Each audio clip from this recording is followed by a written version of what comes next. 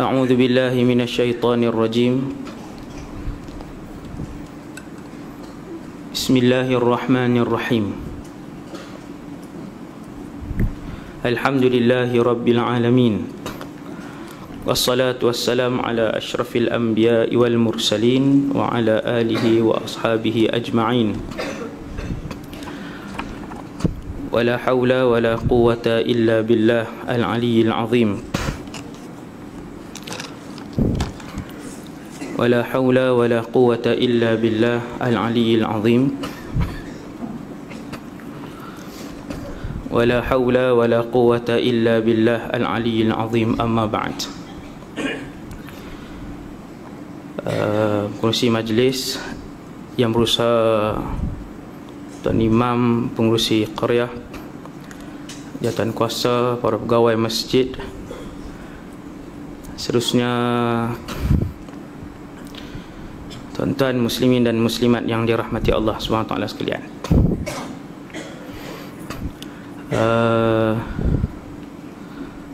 Pertama sekali saya mengucapkan tahniah kepada tuan-tuan semua. Tahniah hak tahun lepas punya ni, tak ingat apa. Bulan berapa saya main? 10. Saya main bulan berapa tau? Sebelum Syekh Quraim main tu. Tahun lepas Syekh Quraim main bulan berapa? Bulan... Oh, ni semua orang baru. Semua tak tahu. Sebelum Syekh Quraim main, saya main ceramah. Kemudian saya cabar tuan-tuan untuk memberikan sumbangan melebihi berapa ribu saya sebut tahu itu? 15,000 lah saya cabar tuan-tuan. Dan alhamdulillah bila Syekh Quraim mai, kutipan malam tu dan keesokan harinya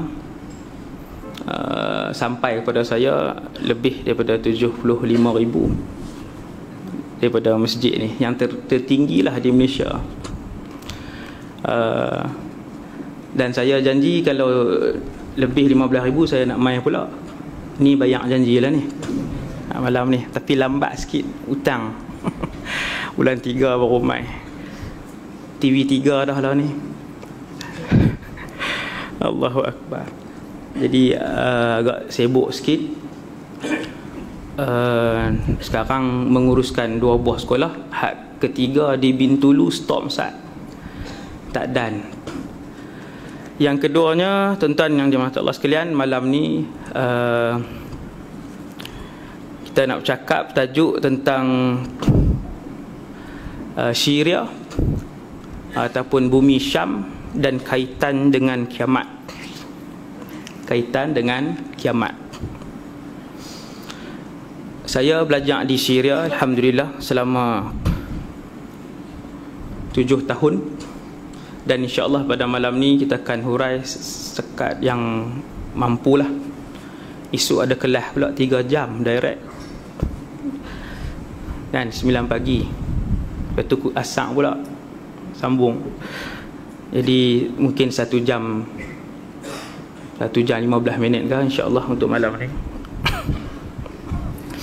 Jadi tuan-tuan yang dirahmati Allah sekalian, dalam hadis Nabi SAW menyebutkan tentang Rom, tentang Syam. Bila Nabi sebut Syam, dan banyak hadis, lebih daripada 40 lebih daripada 40 hadis, saya tak tahu berapa bilangan dia secara tepat, yang Rasulullah menyebutkan tentang kelebihan bumi Syam. Apabila banyak hadis yang disebutkan oleh Nabi tentang bumi Syam, maka kita sebagai umat Islam perlu tahu apa kaitan kita dengan Syam.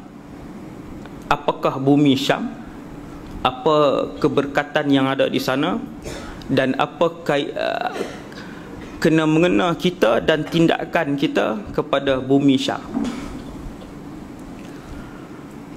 Kalau dulu Nabi sebut Syam, dia merujuk kepada hari ini Syria, Jordan, Lebanon, Palestin dan juga negara haram Israel.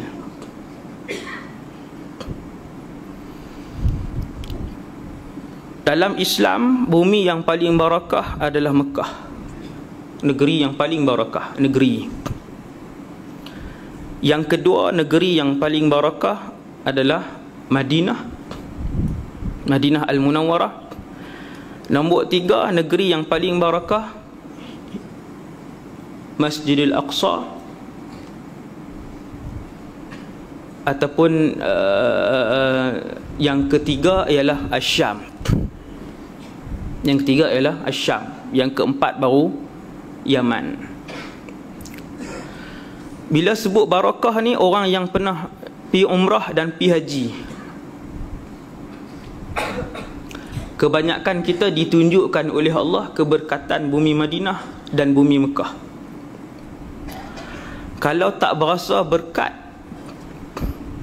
Mekah dan Madinah, kita ada masalah besar dengan Allah Subhanahu Wa Taala yang belum selesai. Mekah, Madinah tak payah ceritalah, tu tajuk ceramah lain. Kali pertama orang pi, orang akan sebut seolah-olahnya kedua-dua tanah ini seperti bumi syurga. Minta dapat, minta dapat, sebelum balik dapat. Banyak kita duk dengar cerita pi sana minta Allah Taala, balik alhamdulillah, Tuhan makbul. Bumi barakah. Semua orang ada pengalaman tersebut. Kemudian yang ketiga ialah Asyam. Syam ni dia merangkumi negeri-negeri yang saya sebut tadi. Maka dia juga bumi yang barakah. 7 tahun saya belajar di sana. Muqaddimah ni dah masuk tajuk ni. Saya tak kona insya-Allah. Jarang. 7 tahun saya duduk di sana, di bumi Syam. Kita dapat merasakan keberkatan yang disebutkan oleh Allah dalam Al-Quran dan juga yang disebutkan oleh Nabi SAW dalam puluhan hadis. Bumi Syam. Sepanjang duduk sana, rezeki itu memang mewah lah. Ulama-ulama Syam ni dulu saya dah cerita dah. Ulama dan penduduk dia yang sangat dermawan. Kemudian yang kedua, saya pernah termenung dan mencari-cari doa manakah yang saya minta di Syam yang tidak dimakbulkan oleh Allah. Tak jumpa. Nak bagi tahu barakah ni, boleh dirasai bila kita duduk di situ. Tapi kalau macam Jordan apa semua, dia lain dah. Kalau ada student Jordan di sini, duduk di Jordan masuk Syria, lain. Keluar Syria masuk Lebanon, lain. Lebanon pun dia tak, pendek kata, keberkatan tu macam dah tak rasa. Saya sebut tak saat bumi Syam hak barakah 5 hak negara kalau ni. Yang masih lagi rasa keberkatannya Syam, Syria dan Palestin, dua ni. Tuan-tuan pergi Syria, naik bas keluar pergi Jordan, lain. Lain terus, masuk border tu lain. Kena rasa sendiri yang tu. Semua orang perasan. Tuan-tuan duduk Syria, pergi ke Lebanon, semua tu sempadan dah tu. Masuk Lebanon, dah rasa lain dah. Dia rasa tidak seperti dilindungi dan dinaungi macam kita duduk dalam Syam. Berasa, boleh rasa dilindungi. Rupanya benda tu semua ada hadis. Yang kekal barakah ni, Israel memang keluar dah lah. 3, Jordan, Lebanon dan Israel, dia seolah-olah hilang keberkatannya. Yang masih kekal banyak keberkatan sampai kita boleh tengok dengan pandangan mata kepala sendiri, boleh rasa bila duduk dalam negara tu. Tinggal lagi Syria dan juga Palestin. Antara benda paling luar biasa yang saya minta dengan Allah, tak maaf lah, contoh peribadi, perasaan hak duduk, bila duduk di bumi Syam, hak yang dipuji oleh Rasulullah melalui puluhan bahkan ratusan hadis. Mungkin hak malam ni kita nak tengok sikit. Yang penting, antara benda yang minta apa saja dapat, antaranya ialah saya pernah minta untuk bawa mak dan ayah saya pergi ke Mekah melalui Syria. Sebelum kami, tahun 2001 saya pergi belajar Malaysia, dah ada sejak 20 tahun yang lalu di situ. Lama dah belajar di situ. Dr. Zulkifli Bakri, itu semua lapis-lapis lama lah yang di Syam dulu. Rekod belum pernah ada seorang pun yang bawa waris pi haji melalui itu. Mana boleh, itu mustahil. Tapi kita minta, bila tok guru Syria, ulama-ulama ajak haji ni, apabila kita selalu minta untuk menjadi tetamu Allah, Allah akan panggil satu hari dengan yakin. Saya minta, pendek cerita, panjang tu, akhirnya dimakbulkan oleh Allah. Kedua-dua waris, ibu dan ayah, dah pergi Mekah dah melalui Syria. Panjanglah. Keajaiban tu banyak. Semua menitiskan air mata. Keajaiban. Tak boleh, memang tak boleh. Sejak daripada tahun tu pergi buat haji, bawa mak ayah, sampailah selepas tu tak ada dah siapa yang buat, sebelum dan selepas tu. Orang lain adalah kelebihan-kelebihan lain, dan juga apa yang dia pun minta dengan Allah SWT. Jadi bumi Syam, bila melihat kepada hadis, rupanya ramai para ulama hadis yang dahulu, yang terdahulu, Al-Imam Suyuti, ulama-ulama hadis, bukan ulama hadis Malaysia, ulama-ulama hadis kurun ke-6, kurun ke-4, ulama hadis kurun ke-10, Imam Suyuti, ulama hadis, mereka ini telah pun mengarang buku-buku berkenaan dengan kelebihan Syam, kelebihan Syam. Jadi malam ni kita nak tengok apa lagi benda yang paling utama lah, sebab masa kita singkat. Kita tengok benda-benda yang paling penting, yang berkaitan dengan kita, sangat berkait dengan kita, terutamanya umat akhir zaman, berkenaan dengan tanah di bumi Syam, dan juga yang paling akhir sekali ialah berkaitan dengan akhirat. Sampailah terjadi peristiwa kiamat. Ayat Quran banyak, Allah sebut pasal Syam. Yang paling masyhur surah Al-Isra. Subhanalladzi asra bi'abdihi lailan minal masjidil harami ilal masjidil aqsa. Maha suci Allah yang memperjalankan Rasulullah Nabi Muhammad sallallahu alaihi wasallam daripada Masjidil Haram ke Masjidil Aqsa. Masjidil Aqsa tu termasuk Syam. Allazi barakna haulahu, yang kami berkati sekeliling dia. Masjid Aqsa dan sekeliling dia. Kata para ulama, Masjidil Aqsa, keliling dia ialah Syam. Disebutkan oleh para ulama tafsir. Itu satu. Ayat Quran lain kita tak bacalah, banyak lagi berkenaan dengan kelebihan bumi Syam. Bukan semua bumi disebutkan oleh Allah dalam Al-Quran. Antara yang disebutkan oleh Allah dalam Quran ialah Mekah. Antara yang disebutkan oleh Allah dalam Quran ialah Mesir. Antara yang Allah sebut dalam Quran ialah apa nama ni, Syam ni, tapi bukan dengan perkataan Syam. Kemudian Nabi doa kepada bumi Syam. Satu hari Nabi sebut Allahumma barik lana fi Syamina. Ya Allah, berkatilah untuk kami bumi Syam. Zaman Rasulullah bila sebut Syam, memang orang tahu lah, yang paling tonggak sekali Syam ni Palestin, Syria. Nabi sebut, ya Allah, berkatilah kepada kami bumi Syam, berkatilah kepada kami bumi Yaman.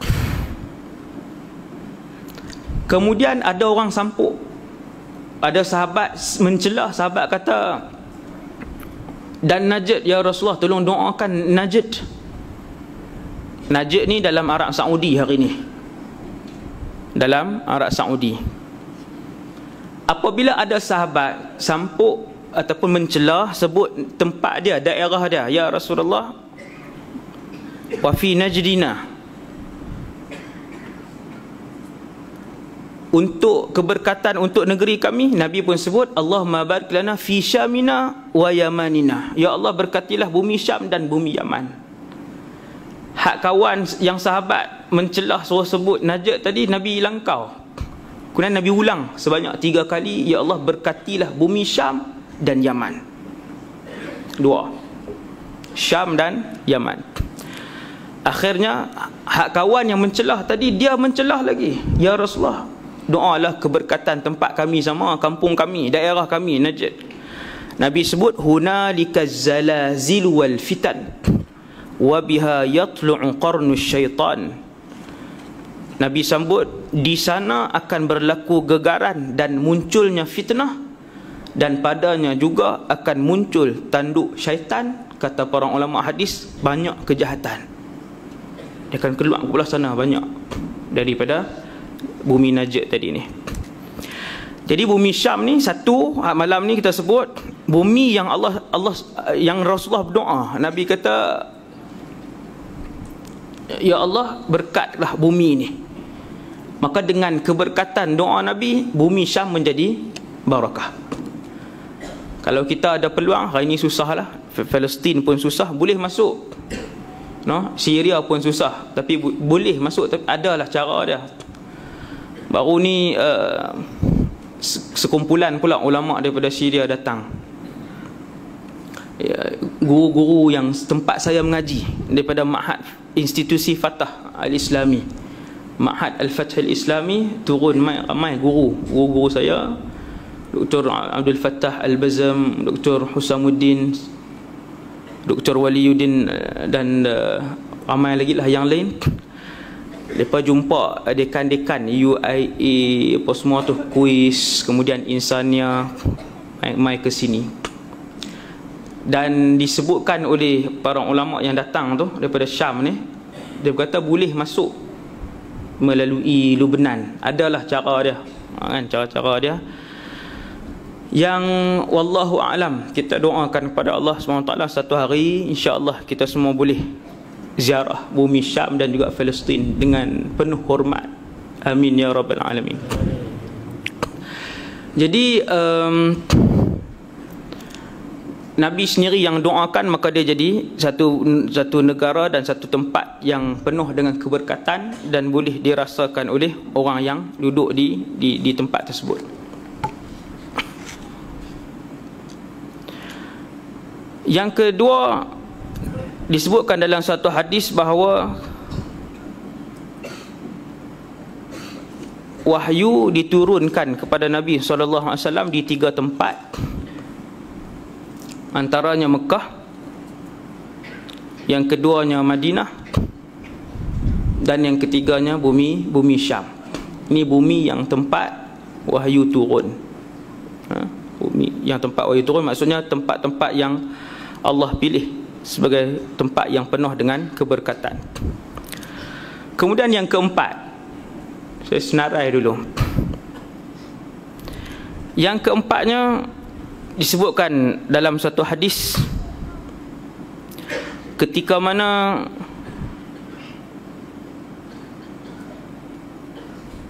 berlaku perang di antara Sayyidina Ali dan juga Sayyidina Muawiyah.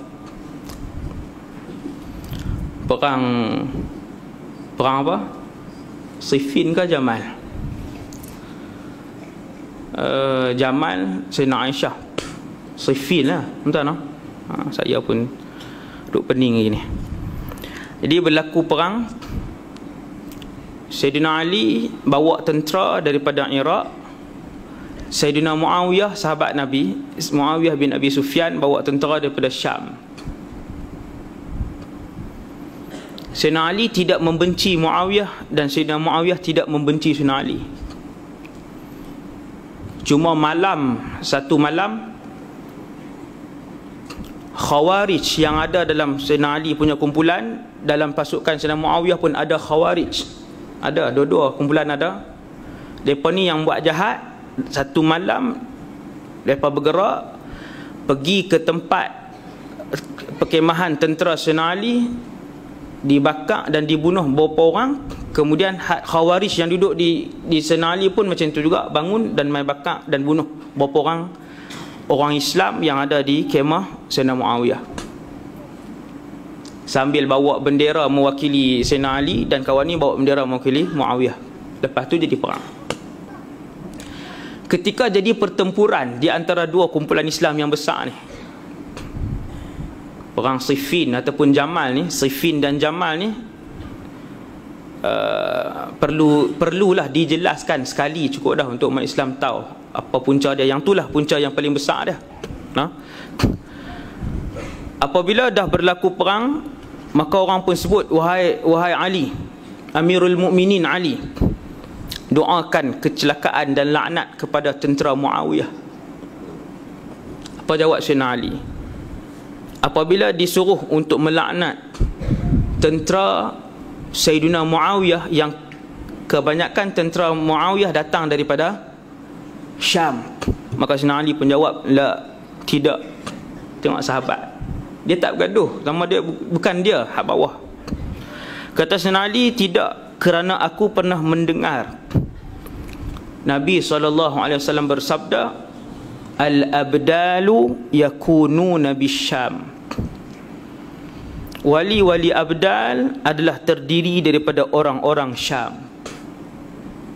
Wahum arba'una rajula, bilangan mereka ialah 40. Kullama mata rajulun, tiap-tiap kali mati seorang daripada wali ni, kalau jadi 39, abdalallahu makanahu rajula, Allah akan ganti dengan seorang, bagi cukup 40 balik. Hadis yang menyebut tentang wali-wali abdal di Syam ni dikarang sebuah kitab oleh Al-Imam Suyuti. Maksudnya hadis dia banyak, walaupun kebanyakannya lemah, tapi hadis dia banyak.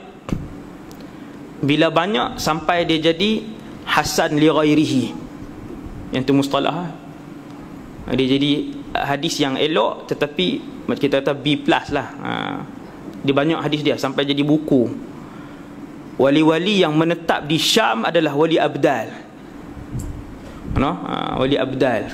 Dia ada dalam kitab tasawuf, aulia ni dia ada kedudukan dia, kutub semua yang paling tinggi kan. Ada kutub, ada sebagainya. Kemudian abdal.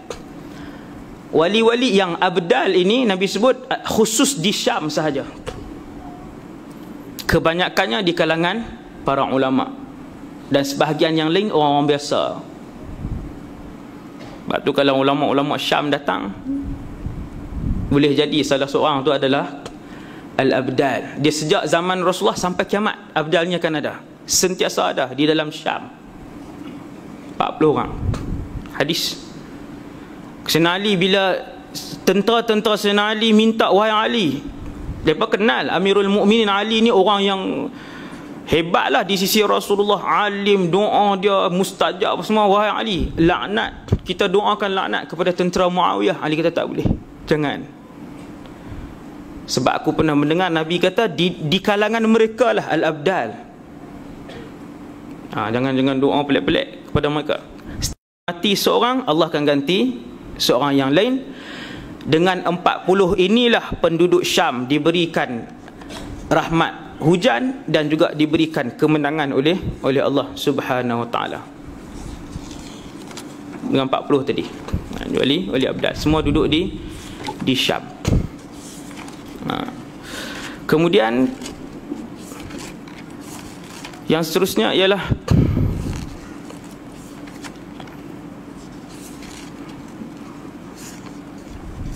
tebal buku ni pun. Nabi pernah sebut dalam satu hadis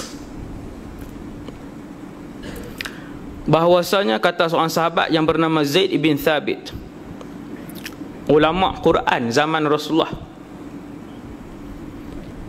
Zaid ibn Thabit ni untuk kita kenal, zaman Abu Bakar, Sayyidina Abu Bakar radhiyallahu anhu, bila dia nak himpunkan kepingan-kepingan Quran jadi sebuah tu, ada yang tulis atas pelepah tamar, atas tulang, kayu, batu dan sebagainya. Apabila Sayyidina Abu Bakar nak himpun tak dalam satu buku, Sayyidina Abu Bakar membentuk lajnah pengumpulan Al-Quran yang diketuai oleh Sayyidina Zaid ibn Thabit. Kita jarang bahas tentang sahabat ni, tapi dia ulama Quran zaman tu. Antara AJK dia Ubay ibn Ka'ab, Sayyidina Uthman ibn Affan, tu semua AJK tu. Paling antara yang pakar lah Abdullah ibn Mas'ud. Tu nama-nama yang ulama Quran zaman Nabi. Pengerusi Zaid ibn Thabit. Kata Zaid ibn Thabit, satu hari kami menulis di sisi Rasulullah sallallahu alaihi wasallam. Bukan buku lah, tulis atas kepingan dan sebagainya. Tiba-tiba waktu duk tulis tu, Nabi pun sebut Tuba lisyam, betuhnya negara Syam. Syam ni Kalau hari ni Syam ni kita sebut dia lebih kepada Syria dan Palestin, dua tu je. Hari ni lah, sebab hal lain tu kita tengok seolah-olah ditarik keberkatannya. Yang masih kekal banyak, yang boleh rasa bila kita pergi Syria dan juga Palestin, dua ni. Nabi kata betuh negara Syam, betuh negara Syam, betuh negara Syam. Seorang sahabat kata, kenapa ya Rasulullah? Nabi kata, inna malaikatar rahman basitatun ajnihataha 'alaiha. Sesungguhnya aku melihat para malaikat Allah sentiasa memayungi bumi Syam dengan sayap-sayap mereka. Nabi duduk Madinah, Allah buka antara satu daripada 1000 mukjizat Nabi. Tuan-tuan buatlah kitab tu digunakan untuk diajar di sini. Buku 1000 mukjizat Nabi tu. Baca satu kuliah 30 kah? Kan mukjizat, urai cara laju. Banyak mukjizat Rasulullah ni, sangat banyak. Nabi dibuka oleh Allah waktu semayang, nampak syurga. Nabi suruh tangan dia nak ambil buah syurga sampai berjalan setapak. Nabi dibuka oleh Allah melihat mahsyar. Nabi dibuka oleh Allah melihat peperangan di akhir zaman, hak tak berlaku lagi tu, hak nak berlaku akhir zaman nanti. Hak lagi kita sebut yang berkait dengan bumi Syam. Mukjizat Rasulullah ni banyak. Nabi duduk di Madinah satu hari, Nabi nampak para malaikat diarahkan oleh Allah turun ke bumi ni. Malaikat tempat tinggalnya langit, maskanuhus sama. Malaikat makhluk Allah yang tempat tinggalnya langit. Kalau dia turun, maksudnya atas arahan Allah dan ada rejah. Nabi lihat para malaikat ni turun pergi ke Syam, semua buka sayap tutup bumi Syam. Nabi kata betul negara Syam, betul negara Syam. Itu yang keempat. Kelima kalau saya tak ingat dah, kelebihan bumi Syam. Kemudian dalam satu hadis yang panjang, saya tak baca dah, kita banyak cerita lagi tentang bumi Syam ni yang berkait dengan kita semua. Nabi kata bumi Syam akan diuji oleh Allah satu hari nanti dengan dua ujian yang paling besar, iaitu duit tak ada, makanan tak ada. Tuan, hadis daripada Jabir ibn Abdullah radhiyallahu an, hadis ni riwayat sahabat Nabi yang bernama Jabir. Nabi kata satu hari bumi Syam ni akan ada masalah, iaitu la dinar alla yujba ilaihim dinarun wala muddun. Kalian akan tengok penduduk Syam satu hari nanti, mereka tidak ada duit dan mereka tidak ada makanan. Hadis ni tuan-tuan, lama ulama tunggu. Ulama hadis setiap 100 tahun mereka baca hadis, mereka akan tengok hak mana yang Nabi sebut, mereka akan kata, mereka akan beri ijtihad, yang ni belum berlaku, yang ni belum berlaku, yang ni sudah berlaku, yang ni belum berlaku. Hadis ni lama tuan-tuan. Bumi Syam mana pernah tak ada makanan dan tak ada duit dinar.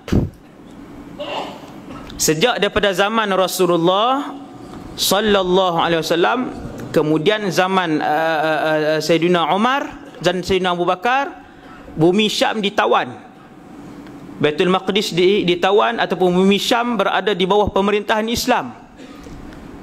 Daripada sebelum Rasulullah, bumi Syam ni dah, dia terkenal dengan satu tempat yang sangat subur, banyak air dia. Sampai hari ni saya tak pernah rasa lagi air kosong ni, mineral water yang lebih sedap daripada air mineral yang ada di bumi Syam.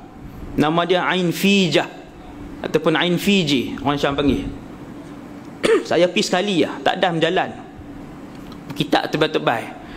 Tempat-tempat jalan ni pergi sekali ke dah cukup kan. Main salji pun sekali lah, bukan tiap-tiap tahun duk buat gila terjun kan. Sekali dah cukup. Sehari saya pergi Ain Fiji ni, saya ambil masa pergi tengok. Mata air dia macam sungai, air putih. Mata air dia macam sungai, keluar air, dan dilarang mandi, terjun mesti mati. Air dia keluar. Ain Fiji. Bumi Syam ni sebelum Rasulullah lahir, dia bumi yang subur. Tuan-tuan pergi negara Arab lain, nak jumpa warna hijau susah, pokok. Tuan-tuan masuk Syria, macam kawasan hutan ni boleh tengok dengan mudah. Palestin paling subur lah dengan tumbuh-tumbuhan, dengan pokok Palestin. Yang paling subur antara 5 negara ni ialah negara haram Israel. Paling banyak air dan yang paling subur sekali.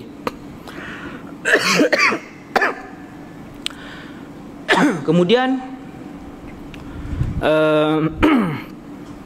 cerita apa tak saat ni?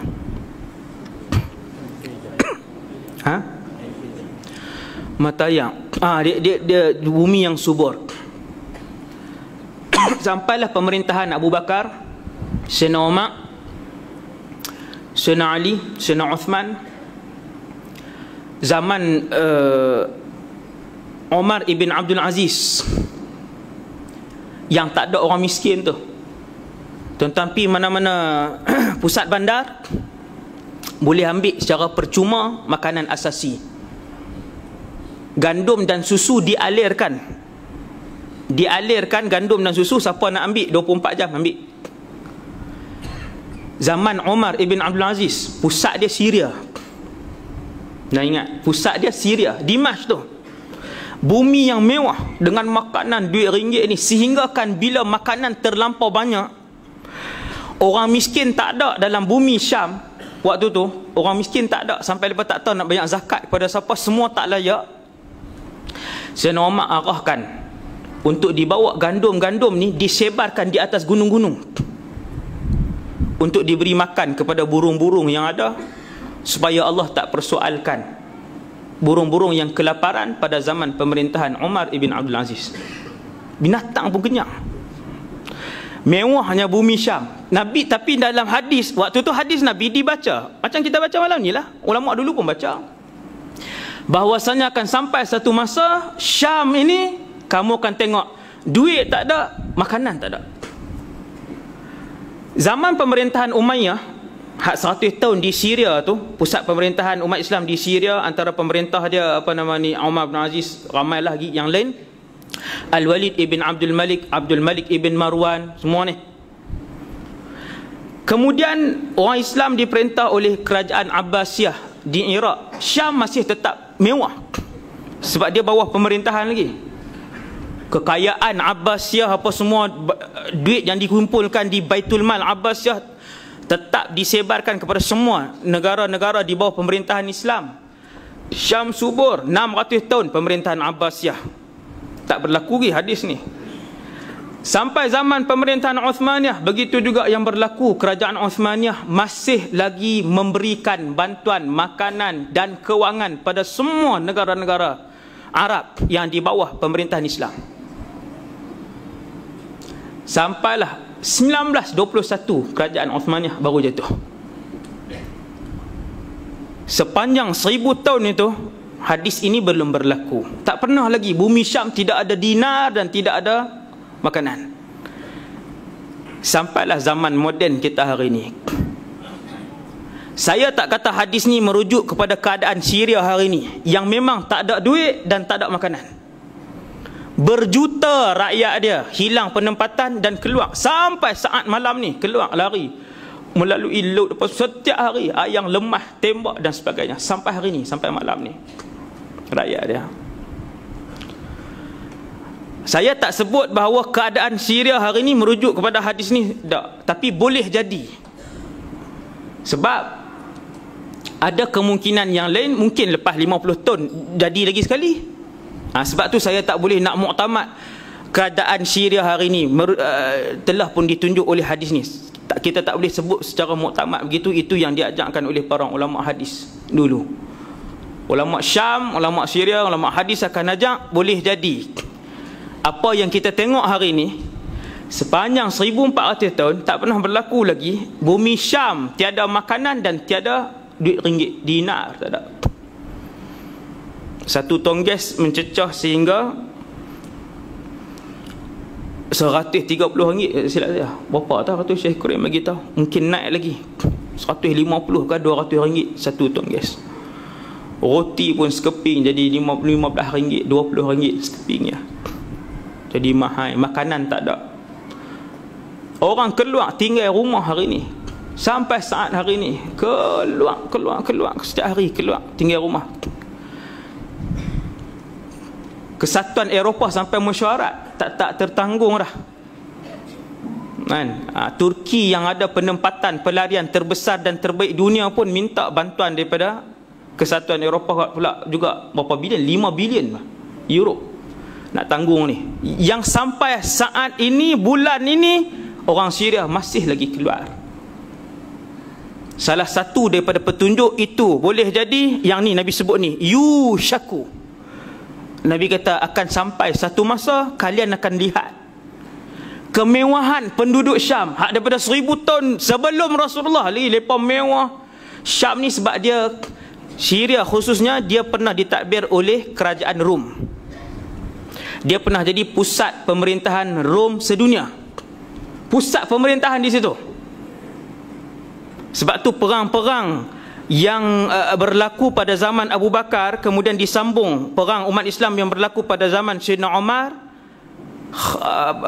panglima nombor 1 umat Islam Khalid Al-Walid ketika itu berperang dengan Rom dan Parsi. Antara perang Rom yang besar adalah peperangan Yarmouk yang melibatkan lebih kurang 250,000 hingga 300,000 tentera. Rom ketika tu 1 juta. Di Syria dia punya. Maka Syria ni kalau tuan-tuan pergi, seni bina Rom tu masih banyak. Tak ada lah, hancur lah. Syria ada lebih kurang 14 buah negeri, 13 hancur kecuali Dimashq. 13 tu padang jarak. Ada lah rumah sikit, tani taman sikit, rebeh tanu. Hal itu hancur. Tak tahulah saya kesenian, seni bina apa semua hak indah-indah tu. Tuan-tuan tengok rumah orang Syria ni, kita tengok luar biasa, plaster pun tak, masuk dalam macam istana. Dia punya perabot dia tak ada di negara lain. Dia dah ada seni dia. Dia tak batu-batu dalam perabot tu. Seni dia lah, memang tak ada di tempat lain. Jadi yang ni yang disebutkan oleh Nabi, boleh jadi kata para ulama, yang tu salah satu daripada yang ditunjukkan oleh Rasulullah SAW, iaitu keadaan di mana kita tengok orang Syam sangat berhajat kepada wang dan juga makanan. Yang ke-6 ataupun ke-7, dalam satu hadis daripada Abu Darda, sabda Nabi SAW, ketika mana aku sedang tidur, aku bermimpi. Mimpi Nabi hujah lah, dalil. Mimpi Nabi benar. Mimpi Nabi menjadi syariat. Nabi kalau mimpi pun jadi syariat. Jadi syariat, jadi undang-undang, jadi hukum. Mimpi. Kalau hadis tu sahih lah. Kata Rasulullah, satu hari aku tidur, aku bermimpi. Tiang kitab, iaitu Islam, dibawa lari dari bawah kepala aku. Aku menyangka ianya akan pergi dan hilang. Lalu aku mengikut pandanganku. Maksudnya pandangan Nabi pun ikut tiang tu pergi ke mana. Maka aku nampak tiang itu didirikan di Syam. Ketahuilah, wa innal imana hina taqa'ul fitanu bisyam. Nabi kata, ketahuilah, wahai umatku, sesungguhnya iman itu akan berada di Syam saat tatkala berlakunya fitnah dan konflik. Keadaan sekarang ni, hari ni kita tengok apa yang berlaku di Syam, boleh jadi merujuk kepada hadis yang Nabi sebut, yang orang Islam di Syam ni akan jadi tak ada duit, tak ada makanan sebagainya. Dia akan sampai satu masa ketika mana seluruh dunia syarat dengan fitnah dan konflik, ketika itu tiang iman akan ada di Syam, kata Nabi sallallahu alaihi wasallam. Hadis ni lah, Kemudian seterusnya, hadis dari seorang sahabat, riwayat nama Abu Umamah Al-Bahili. Sahabat ni, Nabi kata tidak akan terjadinya kiamat sehinggalah semua orang-orang baik daripada Iraq berpindah ke Syam, dan semua orang-orang jahat daripada Syam berpindah ke Iraq. Dia tukar. Sebaik-baik manusia di Iraq semua pakat pindah ke Syam, Syria, dan sejahat-jahat orang yang berbaki di dalam Syam akan berpindah ke Iraq. Maka Nabi pun sebut dalam hadis tu yang terakhir, alaikum bisyam. Nabi kata hendaklah kalian berada di Syam, hendaklah kalian memilih Syam. Kemudian masuk kepada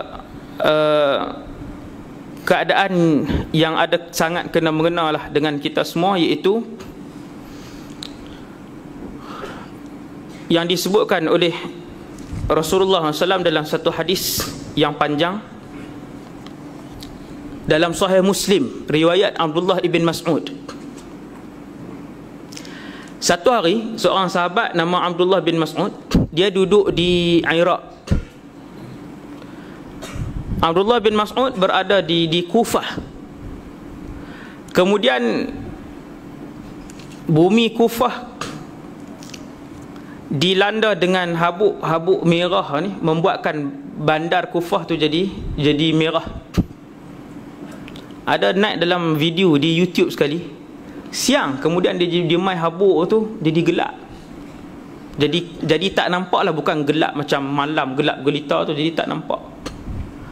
Habuk pasiak tu, ribut pasiak, dia boleh ubah daripada suasana pukul 12 tu yang terang tu, dia jadi macam pukul 7.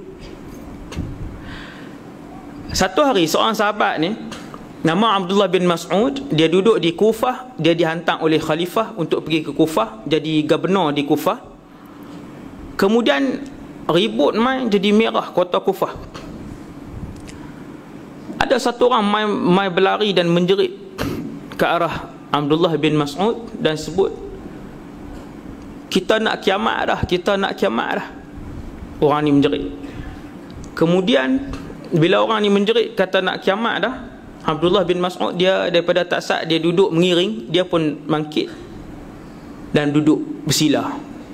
Dia kata tidak lah, orang alim no, entah no, dia tak kalut. Orang alim ni dia tak kalut nak pi, dia pun nak jadi huru-hara juga dah. Bila laki-laki ni mai sebut, wahai Ibn Mas'ud, kita ni nak kiamat dah, menjerit. Ibnu Mas'ud yang alim ini, yang dia menghafal ribuan hadis Nabi, termasuklah tanda-tanda kiamat yang kecil dan besar, dia duduk-duduk, dia kata tak. Dia sebut satu hadis je, dia tak ambil semua dalil-dalil. Dia kata ni Dajjal tak mai lagi, dia kata Imam Mahdi tak keluar, dia tak sebut. Dia sebut satu hadis je. Dia kata tidak. Bila dia duduk tu dia kata tak, sesungguhnya kiamat takkan berlaku sehinggalah jadi peperangan besar, sehinggalah jadi perang besar. Dalam perang tu, setelah umat Islam menang, mereka tak ambil harta rampasan perang, dan juga harta pusaka tidak dibahagikan.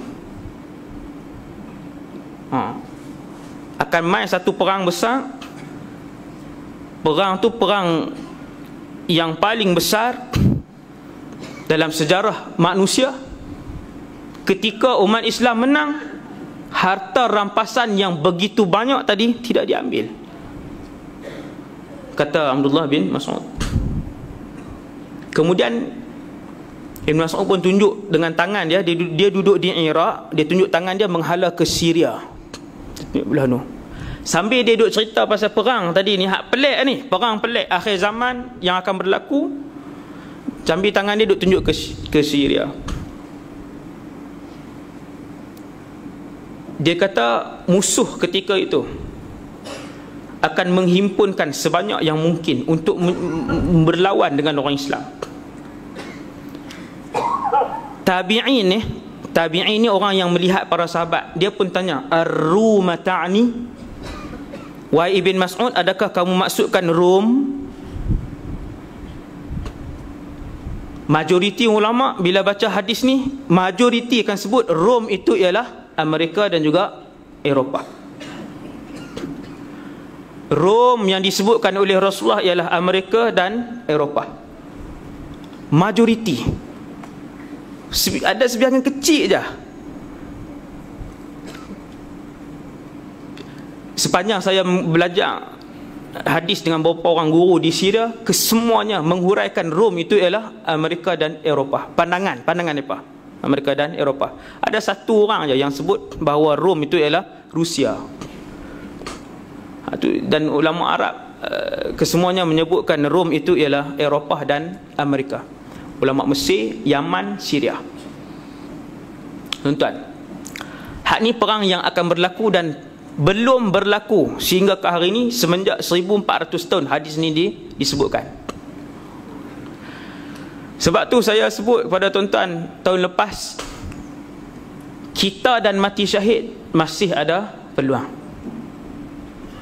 Sebab perang ni belum berlaku. Bila nak berlaku, wallahu a'lam.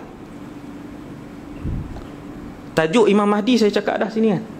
Cakap tajuk Imam Mahdi. Dah. Tuan-tuan buat dak pula dah. Nak suruh main pula tu.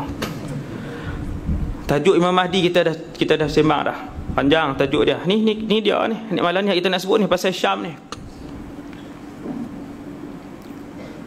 Yang membuatkan kita berdebar ni ialah apabila Nabi sebut fayaqtatiluna maqtalatan lam yura mithluha.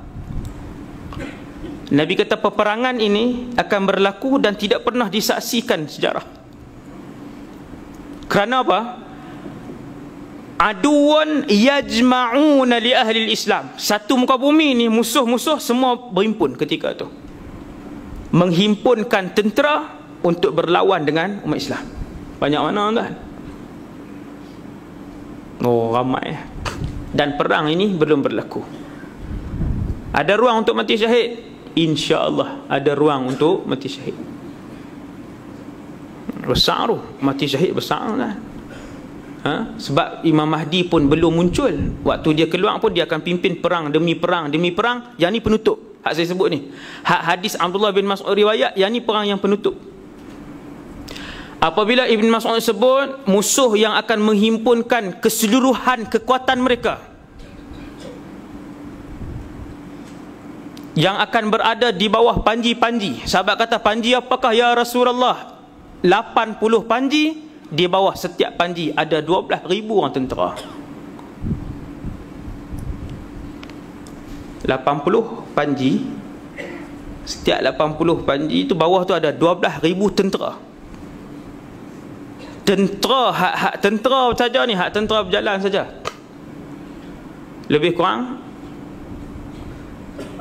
kalau panji itu hari ni, kata para ulama hadis hari ni, panji yang Nabi sebut 80 itu ialah negara. 80 negara kafir yang akan bergabung. Pada permulaan peperangan, orang Islam akan bergabung dengan mereka. Banil Asfar, Nabi sebut. Orang Islam akan bergabung dengan Banil Asfar. Bani Asfar ni Rom dan Amerika. Amerika dan juga Eropah. Pandangan paling ramai para ulama sebut, Nabi kata kalian akan bergabung dengan mereka terlebih dahulu berperang dengan satu kaum yang lain. Wallahu a'lam. Berlaku tak lagi? Belum. Akan berlaku? pasti dengan izin Allah. Sebab hadis tu hadis sahih. Sahih Muslim. Akan berlaku, pasti berlaku. Sudah berlaku, belum berlaku. Ia yang terbesar, ia yang paling besar sekali peperangan itu. Punya ramai musuh ketika itu, Nabi kata 1/3 lari dan khianat tentera Islam, mengkhianati pasukan Islam. Mereka tidak akan diterima taubat mereka, kata Rasulullah. Dia duduk dah dalam pasukan, dah lah tentera Islam ni memang sikit daripada dulu. Sayyidina Khalid Al-Walid pimpin 30,000, 35,000, 30,000 lah lebih kurang dalam peperangan Yarmouk. Pihak musuh 250,000. Dia turun main daripada bukit ni seperti ombak tentera.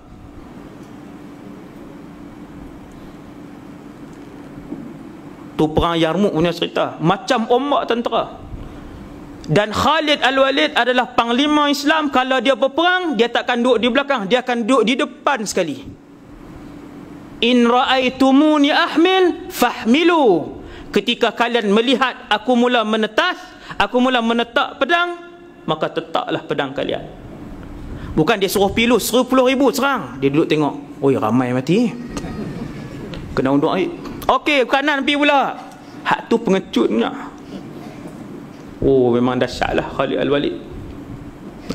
Walaupun jumlah tentera tu tak ramai, tapi dia. Bulan depan insya-Allah keluar 2 minggu hari Jumaat Al-Kuliah tentang Khalid Al-Walid. Macam mana strategi dia yang dibukukan zaman moden hari ini dan dipelajari. Strategi perang Khalid Al-Walid. Tiap-tiap perang ada strategi yang berlainan.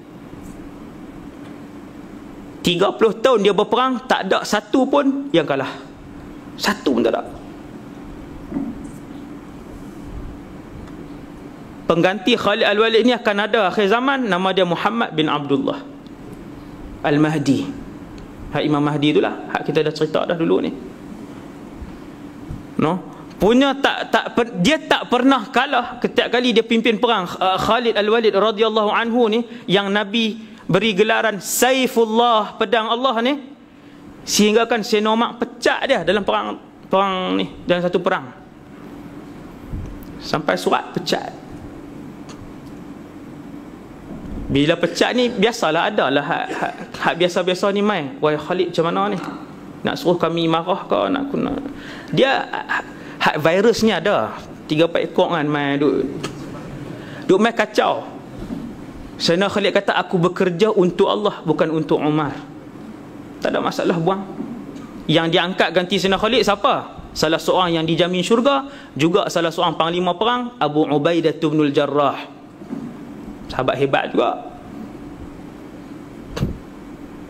Orang tanya kepada Sayyidina Umar, wahai Umar, ini antara perang paling besar dengan kerajaan Rom. Kenapa sekarang dibuang Khalid Al-Walid? Dia waktu terima arahan tu jangan petikai lagi. Hak presiden kata hak tu ikut dulu. Sebab presiden ni dia mesyuarat dah di Madinah. Presiden waktu tu Sayyidina Umar lah, dia ada syura di Madinah. Dia mesyuarat dah, dia buat keputusan tu. Semua syura orang-orang soleh apa semua ni bincang dah. Jangan duk petikai lagi, ikut dulu. Orang tanya lah kali, kenapa pecat Khalid? Kata Umar, kerana aku mendengar perkataan yang boleh menggugat tauhid, iaitu apabila mereka melihat Khalid menjadi panglima perang, semua orang berkata, Khalid panglima perang, kita takkan kalah sebab dia cekap. Maka kata Sayyidina Umar, ketika tu aku takut mereka tidak lagi bergantung dan percaya kepada Allah, kerana yang membuatkan mereka menang selama ini ialah Allah, bukan Khalid. Nampak tuan? Baru tuan presiden di Madinah tu bagi tahu sebab orang-orang boleh terima. Jadi di akhir nanti akan berlaku hak perang ni, yang mana mereka akan berimpun setelah mula-mula kita orang Islam bersama dengan Rom, bersama dengan Amerika dan Eropah, berlawan dengan satu kaum lain, satu puak lain, menang. Bila menang, orang-orang Eropah dan Amerika ni Nabi tak sebut Amerika lah, Nabi sebut kaum ni Bani al-Asfar ni, Nabi sebut mereka pun keluar salib, mereka pun duk jajah tempat-tempat yang menang ni. Berkata disebabkan salib ni kita menang. Tentera Islam dengar tu panas. Bukan sebab salib, Allah yang tolong. Tak, salib ni lah. Tak tengok ke kita sebelum perang kami buat apa? Gaduh, isytihad perang. Selepas tu lah baru kita berperang dengan Rom. Hak tu peperangan yang paling besar. Perang pertama hak tak sah ni tuan. Kita bergabung dengan mereka dulu. Dah menang hak nu, bergaduh dengan mereka pula. Pasal nak sebut bahawa yang memenangkan ialah Allah. Mereka nak sebut salib tu, maka last sekali perang dengan hak kumpulan Rom tadi ni. Dalam hadis Sahih Muslim, Nabi kata kiamat takkan berlaku. Takkan berlaku kiamat sehinggalah kalian menyaksikan peperangan ini. Iaitu musuh-musuh Islam akan bergabung di seluruh dunia. Rom tadi ni akan bergabung dan mereka akan turun mai di satu tempat. Nabi sebut tempat tu bil a'maq. Dalam satu riwayat lain bidabiq. A'maq dengan dabiq ni adalah dua nama tempat, sebelah menyebelah. Satu duduk dalam Turki, satu duduk dalam Syria. Hak ni kaitan Syria dan akhir zaman dan kiamat. Ni antara hadis ni. Tuan-tuan, Nabi sebut terus al-a'maq, Nabi kata ataupun dabiq dalam Sahih Muslim. Musuh-musuh yang bergabung itu akan turun sampai di dabiq dan juga a'maq. Maksudnya memenuhi ruang itu. Bilangan mereka samanuna rayah, 80 bendera. Nabi sebut panji waktu tu. Di bawah setiap bendera ada 12,000 tentera. Hak jalan kaki. Berapa tuan? 80 kali 12,000. 960,000. Baru tentera berjalan kaki tuan. 960,000. Sejuta. Belum dengan jet mereka, dengan ramai tentera yang ramai. Nabi sebut angka sebiji Nabi sebut tempat. Tempat ni sampai hari ni tuan-tuan pergi ke Syria, di selatan utara Syria, di negeri yang bernama Halab ataupun Aleppo dalam bahasa Inggeris. Di situ ada perkataan hak Nabi sebut ni, a'maq dan dabiq, sebelah menyebelah. Ni hak Nabi sebut ni. Kalian tidak akan menyaksikan kiamat sehinggalah kalian melihat peperangan besar ini. 1400 tahun yang ni ulama sebut confirm belum berlaku. Ijma' para ulama hadis. Hadis ni lah, bila menghuraikan hadis a'maq dan hadis dabiq, hadis ini belum berlaku kata para ulama, belum lagi. Hari ini 1437 Hijriah. Umat Islam dan para ulama khususnya masih menunggu peristiwa ni, duk tunggu. Zaman bila ni? Tunggu dia akan mai ke muncak. Tanda kiamat satu-satu kita tengok, satu-satu semua jadilah. Satu-satu duk cari yang tak jadi. Ada yang belum berlaku, ada, tapi sangat sedikit. Yang ni antaranya. Mereka akan bergabung dan berhimpun di situ. Tempat dia luas lah tuan, sebab ramai. Pengkalan mereka di situ, a'maq dan dabiq.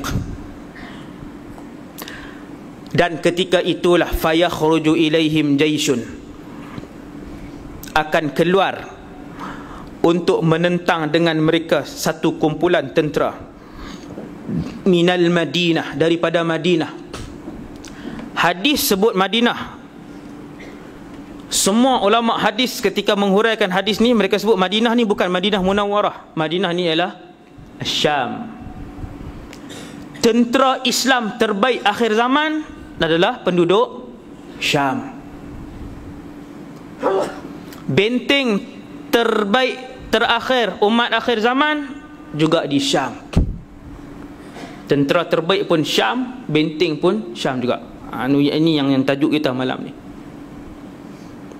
Bila berhimpun di situ, Al-Imamul Mahdi Muhammad ibn Abdullah Al-Mahdi tadi ni, dia pun keluarkan tentera-tentera yang terbaik tadi ni.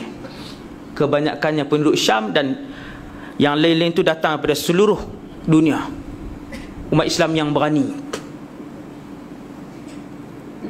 Benda ni, hadis yang kita sebut ni, perang ni, tuan-tuan yang dirahmati Allah sekalian, kalau berlaku tahun depan, berapa orang hak orang jitera ni nak pergi Qaryah ni? Kita kalau kata malam ni fikir logik, ustaz, orang Islam lebih kurang 1.5 bilion tu. Ramai. Kalau kita keluar 1 bilion ustaz, pakat ludah seorang sikit je, tenggelam mereka. Kalau keluar 1 bilion, berapa bilion nak keluar? Tuan-tuan, perang yang belum berlaku ni, kita tanya malam ni, kalau tahun depan, berapa orang yang boleh pergi? Kereta tak habis bayar lagi, rumah tak habis bayar lagi, menantu tak sambut seorang ni pun ustaz, cucu, anak semua kahwin dah, cucu tak tengok lagi seorang tak. Ni dia mai dengan dia duduk tengok KWSP dia 170,000 kan, rumah ada dah, KWSP tak usik lagi ni. Tahun depan nak pi, tak ada pasal, hampa pi lah, aku sokong kat belakang ha. Berapa orang tuan-tuan yang boleh pi? Kita ni berapa orang yang akan pi? Sampai 1,000. Seperti mana malam kita duk berasa tak berapa orang ustaz akan pi. Macam itulah yang akan berlaku saat ketika mana semua manusia tahu bahawa Al-Imam Muhammad ibn Abdullah telah pun muncul, telah pun dibayar, tapi tak ramai pun yang akan berkeluar duit dia, tinggalkan ahli keluarga dia. Seperti para sahabat dulu, tinggalkan negara, ahli keluarga mereka untuk bergabung dengan Nabi SAW. Takkan ramai. Yang bertuah di kalangan bertuah saja yang akan dipilih oleh Allah untuk mati syahid. Tak akan ramai. Dan itu adalah sunnatullah kepada para pejuang Islam yang memang tak ramai. Tuan-tuan, daripada zaman Nabi Daud alaihi salam, Nabi Daud memimpin pasukan perang. Wa kam min fi'atin qalilatin ghalabat fi'atan kathirah. Allah sebut dalam Quran. Waktu tentera yang duduk dalam bersama dengan Nabi Daud alaihi salam, dia berkata, wahai Nabiullah Daud, sikit kita ni. Macam Nabi, tuan-tuan, macam Rasulullah. Badar 313, 1,000 lawan, 3 kali ganda. Uhud 700 lawan 3,000, 4 kali ganda. Khandaq 3,000 lawan 10,000, 3 kali ganda. Semua berganda-ganda. Yang kalau dengan pandangan akal dan adat, memang awal-awal lagi kalah. 30,000 yang dibawa oleh Sayyidina Khalid nak lawan 250,000. Kalau Rom waktu tu dia kerah 100,000 cukup dah, kalau ikut kekuatan jasmani. Akan tetapi ketika itu yang bersama dengan umat Islam ialah bantuan daripada Allah Subhanahu wa ta'ala. Sebab turun bantuan, sebab tu menang, sebab tu kuat. Dan yang itulah yang akan berlaku akhir zaman ni. Saya sebut siap-siap tuan-tuan, supaya saya dan kita semua sentiasa berdoa kepada Allah ketika malam hari, lelaki ataupun perempuan, ya Allah, matikan kami di medan jihad sebagai seorang yang syahid. Kalau tak minta, Tuhan tak prepare diri kita untuk jadi syahid tu. Tapi bila kita minta, Allah akan prepare. Sehari kita tinggal banyak ni, sehari kita tinggal, sehari kita duk tambah wirid kita, zikir kita, ibadat kita, keyakinan semakin bertambah. Allah dah prepare, dah tiap hari minta. Allah Azza wa Jalla ni, kalau minta, Allah bagi dengan izin Allah. Tak minta, Allah tak bagi. Dia tak ada istilah takkan tak faham kot. Dengan Allah Azza wa Jalla dia tak ada istilah faham-faham dah dia Tuhan, tak ada. Walaupun Allah Maha mengetahui sekecil-kecil benda dalam alam ini, lagi kita tak sebut, Allah tak bagi. Kalau Allah bagi, yang tu bonus. Tetapi kebanyakannya dalam kehidupan kita ni, hak kita minta tu insya-Allah. Kata Syekh Ibn Athaillah As-Sakandari, apabila kamu melihat lidah kamu banyak memohon, setiap hari memohon, ketahuilah itu petanda Allah akan memberikan kepada kamu. Itu antara tanda Allah nak bagi. Tuan-tuan, siapa gerak lidah kita, peringat akal kita untuk sebut, ya Allah, matikanlah aku dalam syahid? Allah yang gerakkan. Maka antara tanda Allah nak bagi benda yang kita minta ialah apabila kita selalu memohon kepada Allah benda tu. Minta, akak minta.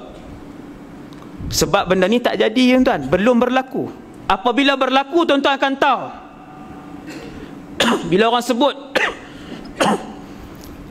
cicit Rasulullah Al-Imamul Mahdi sudah pun keluar, Nabi kata apabila kalian mendengar berita bahawa dia keluar, pergilah kepadanya, berbai'ahlah kepadanya, walau habwan ala thalji. Hadis tu hasan. Nabi kata walaupun terpaksa merangkak di atas ais dan juga salji. Pi. Tahu no? Orang Rom ketika tu, Amerika dan Eropah ni, dia akan berhimpun di situ. Kita yang mengaji ni, kita akan tahu dah mereka punya pusat di situ. Orang Islam berhimpun di mana? Vietnam, Filipin, hak tu tempat melancong, Bali. Orang mengaji tahu dah. Waktu duk riuh berita ni, dia tak tanya dah, dia tahu dah orang Islam berhimpun di Palestin ataupun Syam. Ikut dua tempat tu, ataupun Syria. Palestin, Syria.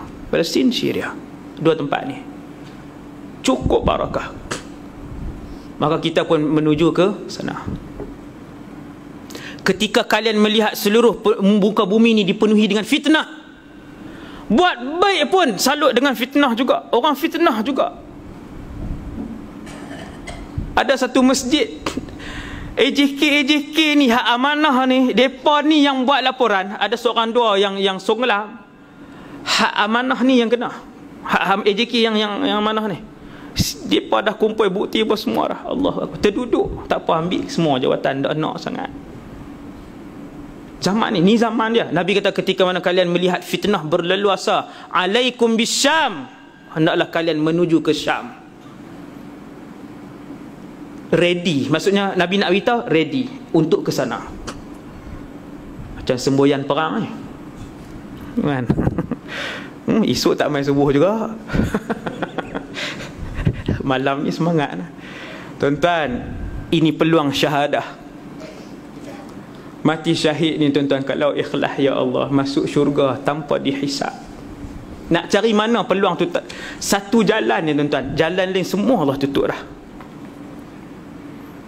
Nak masuk syurga ni tanpa hisap ni, jalan lain semua Allah tutup dah. Satu ya, mati syahid.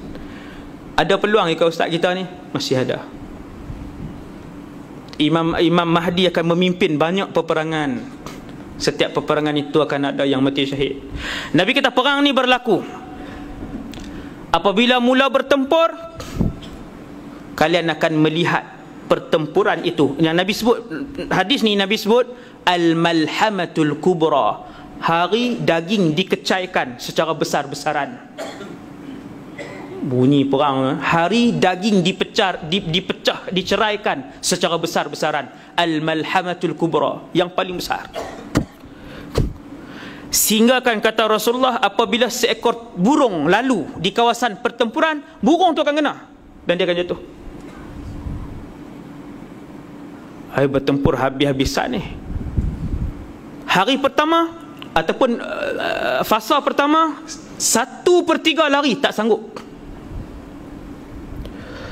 Mereka ini adalah pengkhianat tentera Allah, orang Islam, tapi pi itu sebab semangat. Sebab semangat ya. Sebab tu pi kena bawa iman dan bawa ilmu. Dua. Semangat saja tak cukup. Kemudian hari pertempuran kedua, Rasulullah sebut mereka akan bertempur. Mereka tu kita, entah bukan orang lain lah. Kita dengar malam ni, tapi tak semua yang akan dipilih oleh Allah ketika hari kejadian. Pada hari yang kedua, kata Nabi, ataupun fasa yang kedua bertempur, mereka akan bertempur daripada pagi sampailah malam.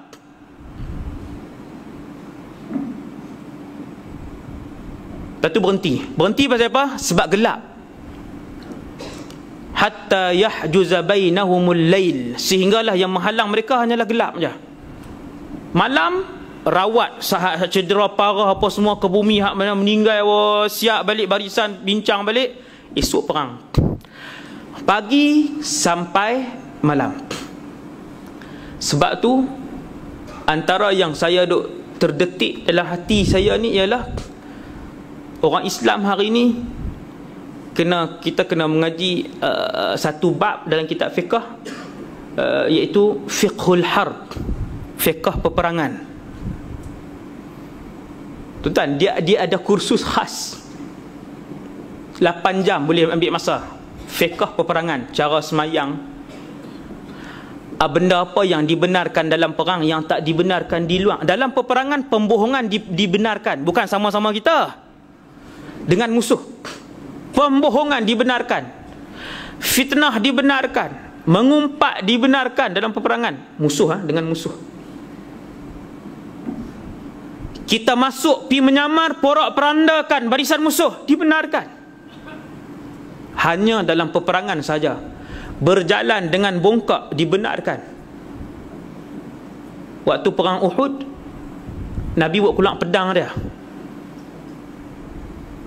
Pedang zaman dulu tuan-tuan taklah berat 30 kilo, 40 kilo pedang zaman dulu.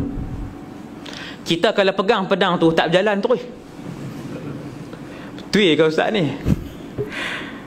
Saya duduk di sini, antara tempat yang kami pergi lawat, apa nama ni, museum negara Syria. Boleh pergi tengok barang-barang perang dan sebagainya, yang lama lah, dulunya, barang-barang antik.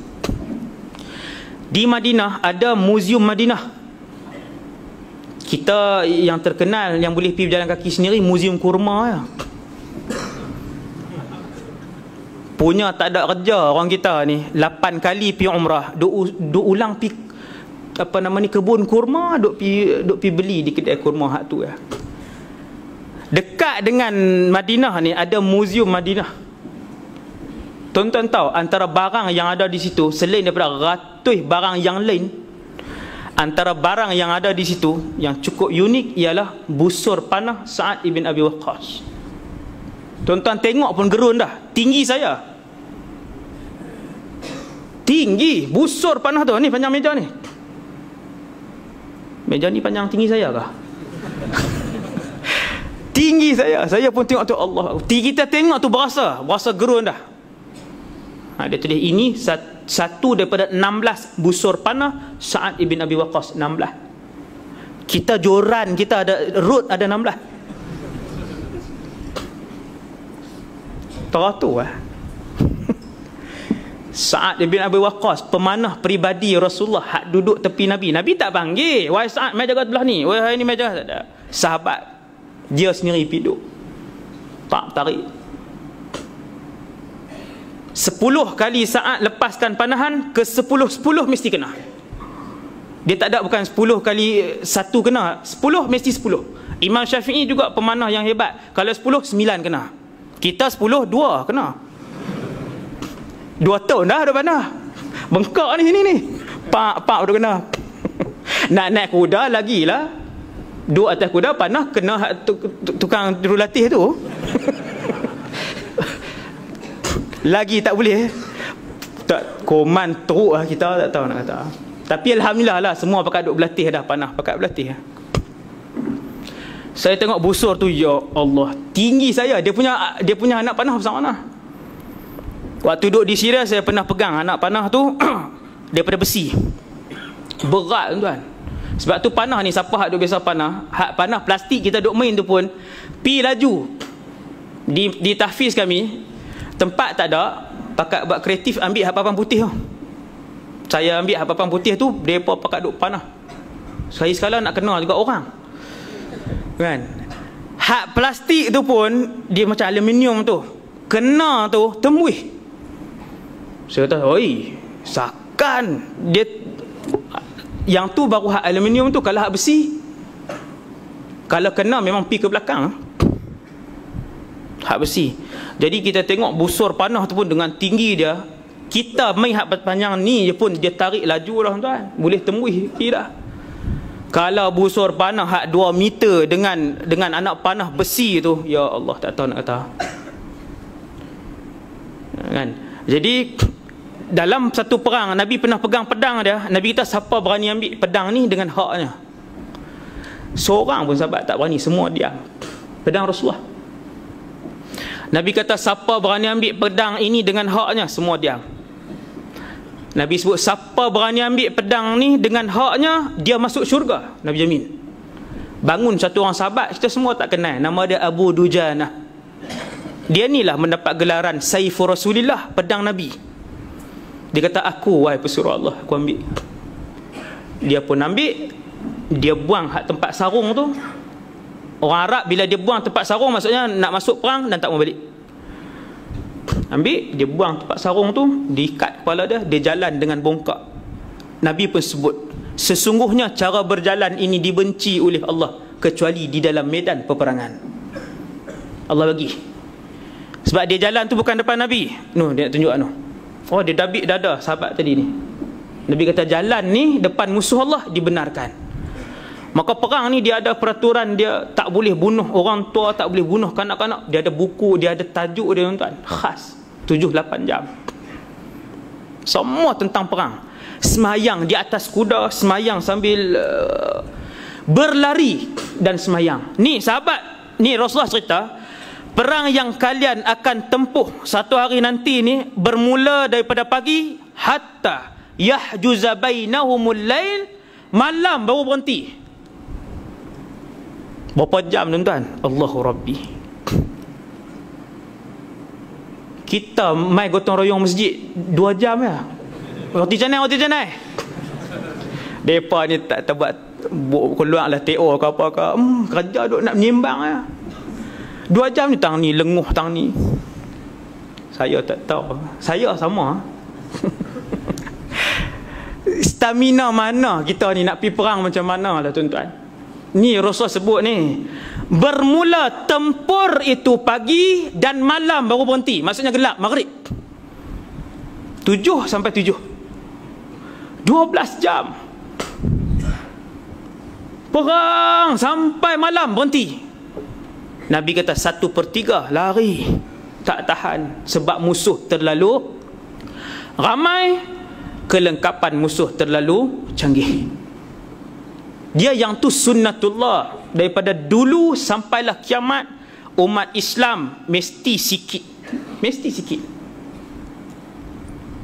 Nabi kata hari kedua 1/3 mati syahid. Hari ketiga umat Islam pun memulakan pertempuran. Tuan-tuan, di mana pertempuran ni? Syria. Pertempuran ni di mana? Syria. Tu yang kata kena dengan akhir zaman tu, Syria tu. Sebab tu kena tahu, memang kena tahu hak tajuk ni. Hari ketiga orang Islam menang. Bila menang, ghanimah, harta rampasan perang banyak mana tuan? Allahu Akbar. Ghanimah, harta rampasan perang, menang dengan Rom ni memang terlalu banyak. Sangat banyak. Harta rampasan perang pun sangat banyak. Tapi orang kata apa, setelah menempuh ni tadi inilah, ketika mana sedang dibahagi-bahagikan harta rampasan perang, ketika itulah ada satu seorang yang beritahu Dajjal telah pun keluar dan sedang memasuki bersama tenteranya ke kampung-kampung kalian. Seorang tu menipu sebenarnya. Dan umat Islam dengan takdir Allah akan tinggal semua barang-barang tadi. Sebab apa? Yang lebih utama bagi mereka siapa dia? Iman anak dan isteri dan saudara mara mereka. Yang tu yang lebih utama. Kerana Dajjal bila dia mai, dulu saya sebut dah tajuk Dajjal di sini. Dajjal bila dia mai, nombor satu, dia akan syirikkan orang tu, kufurkan orang tu. Habis dah kufur baru dia bagi semua dunia kat orang tu. Satu je misi Dajjal bila dia mai, untuk mengkufirkan umat Nabi sallallahu alaihi wasallam. Sebab tu bila ada satu seorang ni tempik kata Dajjal dah mai apa semua, orang jadi kalut, tak mau dah dengan harta-harta ni. Ketika itu Panglima Perang 1 umat Islam, Imam Mahdi tadi ni, dia akan menghantar 10 orang penunggang kuda terhebat di atas muka bumi ketika tu. Dia jadi yang ada dalam masjid ni salah seorang. Tak tahu. Kita dengan orang Islam lain apa semua, kita seorang-seorang waktu tu. Dan kita pernah mendengar hadis ni. Boleh jadi. Sebab tentera Mahdi bukannya daripada orang Arab saja, daripada seluruh dunia Islam. Nabi kata ketika itu panglima kalian akan menghantar asyrata fawaris taliyah, 10 penunggang kuda terbaik dunia. Nabi kata demi Allah, aku kenal mereka. Tuhan dia tunjuk kat Rasulullah waktu tu. Inni la'arifu asma'ahum. Nabi kata, aku kenal muka, aku tahu nama dia, aku tahu nama ayah dia, dan aku tahu warna kuda-kuda mereka. Hadis, teks hadis. Inni la'arifu asma'ahum, aku tahu nama mereka. Bukan sahabat. Penunggang 10 penunggang kuda terbaik dunia ni akan datang tu lah. Tapi Allah tunjuk ke Nabi macam Nabi tengok 10 tu sedang duduk tunggang kuda tu. Allah bagi tahu pula ke Nabi nama seorang-seorang. Nama dia, Nabi kata, nama ayahnya dan warna kuda yang mereka tunggang. 4 orang tunggang warna hitam, 3 warna putih, hak lain warna. Nabi tak sebutlah tu, cuma Nabi sebut aku tahu warna kuda mereka. Mereka adalah penunggang kuda terbaik pada ketika itu. Hak 10 tadi. Pi tengok Dajjal tak ada pun, balik. Kemudian Dajjal keluar betul. Barulah Dajjal keluar sungguh. Bila Dajjal keluar sungguh, Imam Mahdi pun akan himpulkan tentera untuk berperang pula. Nak berlawan dengan pasukan Dajjal. Dajjal pun dia bawa tentera dia. Ketika itu Syria menjadi kubu terbaik orang Islam. Hadis daripada Jubair ibn Nufair, daripada ayahnya iaitu Nufair, seorang sahabat Nabi SAW sebut bahwasanya akan ditawan kepada kamu semua negeri Syam. Apabila kamu milih penempatan di sana, hendaklah kamu berada di satu tempat yang disebut Dimashq, kerana ia tempat perlindungan orang Islam dari peperangan besar, dan pusat kepimpinannya berada di tempat yang dipanggil Rutah. Tuan, Rutah ni satu nama sampai hari ni ada di Syria, dan saya dah pergi dah Rutah ni. Rutah barat pun saya pergi, Rutah timur pun saya pergi, dan ada keluarga angkat di sana. Kan, kita baca hadis ni kan. Nabi kata ketika itu waktu perang Malhamah Kubra ni, benteng pertahanan kubu terbaik orang Islam adalah di Rutah. Nabi kata, maka orang Islam kena dengar lah ni. Akhirnya bila dah nak berlawan dengan Dajjal tak mampu, Imam Mahdi pun berhenti untuk solat. Hadis yang masyhur yang semua kita tahu. Berhenti solat di Syria, di Dimashq. Nabi sebut perkataan Dimashq. Dimashq tu Damsyik lah. Damsyik bahasa Melayu, Dimashq bahasa Arab, Damascus English. Ketika mereka solat, ketika mana mereka sedang mendirikan saf untuk solat, tiba-tiba bunyi di belakang bahwasanya Isa ibn Maryam. Imam Mahdi dah duduk di depan dah, subuh ataupun zuhur kan. Banyaklah hadis macam-macam khilaf. Waktu duduk tengah berdiri, saf semua dah duduk dah ni dah.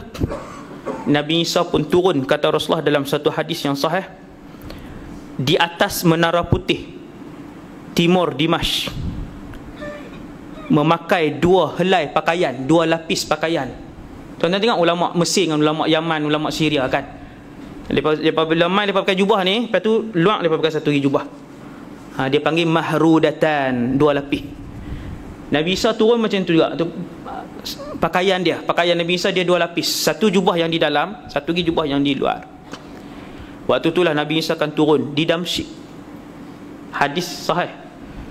Dia turun, tangan kanan dan kirinya diletakkan di atas sayap malaikat. Hadis sahih ni. Wadi'an yadahu ala ajnihati malakain. Dia letak macam ni, tangan kanan dia atas sayap malaikat. Macam cerita Hollywood kan. Turun. Lepas tu malaikat buat turun. Hak geng soft belakang baru duk gelintirkan pelikat ni. Hak lambat ni. Hak main lambat, orang ambil mayang siap dah di rumah. Hak main lambat sikit. Nampak ah? Nabi Isa. Tentera Imam Mahdi, semua orang mengaji, dia tak ada orang tak mengaji. Semua orang yang mengaji, maka dia tahu. Ni hadis-hadis yang Nabi cerita tentang Nabi Isa, dia turun macam mana. Bila mereka tengok, turun di atas, memegang sayap malaikat, tangan kanan dan kiri dia, pakai dua helai apa semua, orang tahu, itu Isa. Nabi Isa Ibn Maryam. Orang kenal sebab mengaji. Maka, Nabi Isa pun pergi ke depan, Imam Mahdi tolak untuk menjadi imam. Nabi Isa kata, ba'dukum umara'u ba'd, takrimatullah li hadhihi al-ummah. Setiap kamu adalah pemimpin yang lain, penghormatan Allah dan kemuliaan daripada Allah untuk umat ini, iaitu umat Nabi Muhammad SAW. Habis mayang, Nabi Isa memimpin pasukan itu. Jawatan khalifah diserahkan kepada Nabi Isa. Di situ berlaku pertukaran. Ada ulama kata berlaku pertukaran di Palestin. Berlaku pertukaran, pemberian kuasa bagi pada Nabi Isa. Nabi Isa pun pimpin, buka salah satu pintu, nampak Dajjal, dan di belakang dia penuh dengan tentera dia.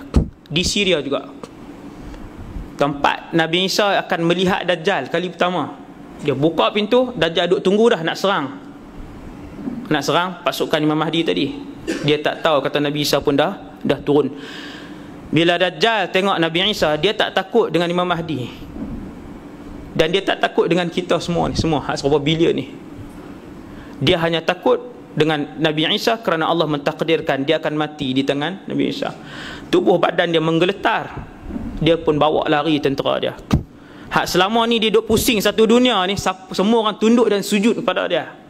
Semua orang sujud dan mengaku, kata dia Allah Tuhan. Sampailah dia jumpa Nabi Isa. Itulah kali pertama dia menggeletar, dia lari ke Palestin. Nabi Isa pun kejar, dan dia dibunuh di satu tempat yang bernama Babul Lud. Nabi sebut kataan tu, dia akan dibunuh di satu tempat Babul Lud. Ada di Palestin hari ni tempat tu. Habis dia dibunuh, habis Dajjal. Kemudian yang terakhir untuk malam ni,